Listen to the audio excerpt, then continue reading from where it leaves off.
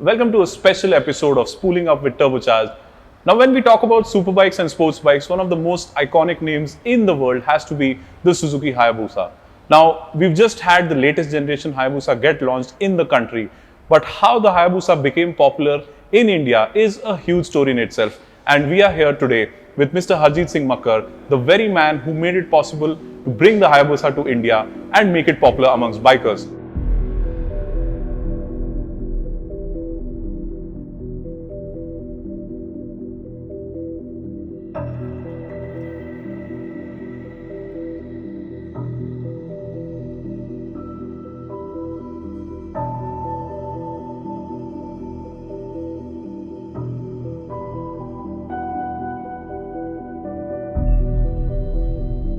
So, Harjeet sir, welcome to Turbocharged. And so, please tell us about yourself, how motorcycling started for you first. Basically, I was one of the fortunate ones to get a super bike when I was 18 years old. And we used to go a little crazy on the road, riding on the road, rash driving on the road and doing a lot of nonsense on the road. Then I fortunate enough to meet Mr. Shyam Kothari, who then honed our skills, taught us the nuances of riding well, and we did a little racing. And I was always sure that this is going to be something that I want to do for a long time. And then that's how it became a business, right? Sort of an idea for a business. So, yes. How did motorcycling or riding start for you in Pune, your racing days? Well, it was all with Pune Automotive Racing Association. Right. Shyam used to help us, train us, give us bikes. Actually, he also gave me my first pair of riding boots. Okay. Shyam bought my first pair of riding boots for me, and that also was an Alpine Star. Oh, lovely. So, I mean, my Alpine Star story goes a little way back in this. Fantastic. Yeah. So, of course, like I mentioned, you are literally responsible for making the Hayabusa popular in India through the movie Dhoom. How did that happen? That's an amazing story. There's a common friend of the director, Sanjay Gadvi, Himanshu, I must name him also because he was instrumental in getting Sanjay and me together. So they had come up with an idea. Yashraj Studio came up with an idea to make a iconic bike movie. So when I heard the story, I realized that the best had to do, and best at that time was Hayabusa. So they were basically a little less knowledgeable than us. So we said, let us decide. So we went for the Hayabusa. Then we realized that there were two other genres of bikes that were required. One was a little bit of a sports bike and one was a little bit of a naked bike. So, and all were fitting in the Suzuki stable. That is, we used the Bandit and we used the GSX1300R. And that's how we went with the bikes. That's how we chose the bikes and went with the bikes, of course. I believe you also had a hand in helping them shoot the bikes and shoot the sequences. So, actually, we were only enlisted or we were only hired by the company to do the logistics, the procurement and to looking after the bikes throughout the shoot. We were also new, we didn't know what it meant. Then the first day of the shoot, that was in Kharghar, we realized that none of them knew how to ride the bike, none of them knew how to even start the bike and how to give a shot. So then we all donned all the clothes and we started shooting. Once we started shooting, I think for 11 months, 12 months we shot and we finished the movie. We did all the back end action, all the stunts, all the stuff that is required. And the actors did it when they had to show their face. They also rode. John is very good. John could ride. The others we helped and they also became good in the end. And I think in the end, we shot the entire movie for them. Fantastic. There must have been quite a few incidents while shooting. So, what happened behind the scenes? See, a lot of things, good things came out of our project with Dhoom. So one day we basically were shooting in one of the shots in the night where it was a fire shot, where the bikes had to be ridden through fire. And all the bikes' paint got burnt that night. Oh. And a lot of gear got damaged that night. So then we realized that nothing is available in the country.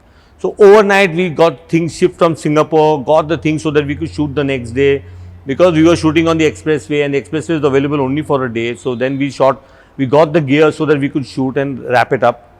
And we learned a lot of ways and a lot of the nuances, the way shooting is done, the way the etiquette, the way people, the good sense, the good manners that are there required. it gave us a lot of regimen in our system, and also that how to shoot, how to do these things, how to follow timing, everything. It made us a different perspective after the shoot. That way.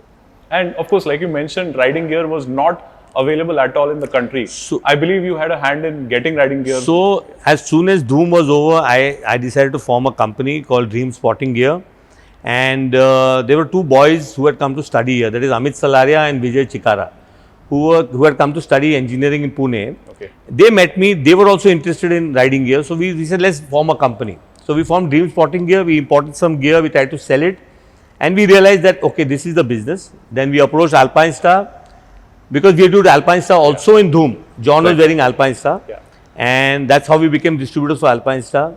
But everybody cannot afford Alpine Star, so we also wanted an affordable range. So we then launched DSG, Dream Sporting Gear range of products, and that completed the entire gamut of riding gear available in the country.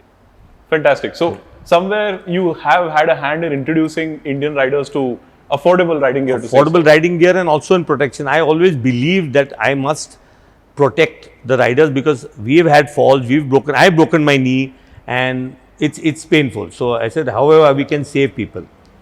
Another thing that also came out of Dhoom that I must tell you is that we realized that none of these big bikes were easily available in the country. Right. So then we said that why should these bikes not be available in the country? Yeah. So the only way bikes could be launched in India at that time were on a TR, that is transfer of residence. Right. A person staying abroad could get one motorcycle. So he said, and the other way was to homologate the motorcycle. Yeah. So we took two bikes, and this is an interesting story also, how we were humbled at, so Brian Coutinho was my partner when we started the Dreambikes company, and we went together to ARAI, that is Automotive Research Association of India. Right. And we had a meeting with the director. The director was an Maharashtrian lady, an older Maharashtrian lady. The first question that she asked us was, are you capable of understanding what I am going to say? That actually blew away all the air out of this thing, and we realized that this is actually not going to happen. This is not a cup of tea. But we tried. We tried to homologate two motorcycles. It didn't work out. Okay. Then we said, what is the other way now? So then I met Suresh Babu. So Suresh Babu and me formed a private limited company, which we said that let's try and see how we can take this forward. Then we lobbied with the government of India, explained to them how we are not encroaching on the existing biking range of the country, where these bikes are not available, how they can augment our revenue for the country. Yeah. And then we got the law change. In 2008, we got the law change that 800cc and above motorcycles could be imported under open general license, and that is how the bikes came into the country. Oh, fantastic. So it's so interesting, to meet you, the guy who's actually helped bring all the big bikes to India. Thank you very much. But also, of course, apart from the big bikes, you've really been in terms of protection and rider safety. So how has DSG progressed over the years as a brand? See, I'm very fortunate to have very good people working with me, and I'm very fortunate that I met Amol.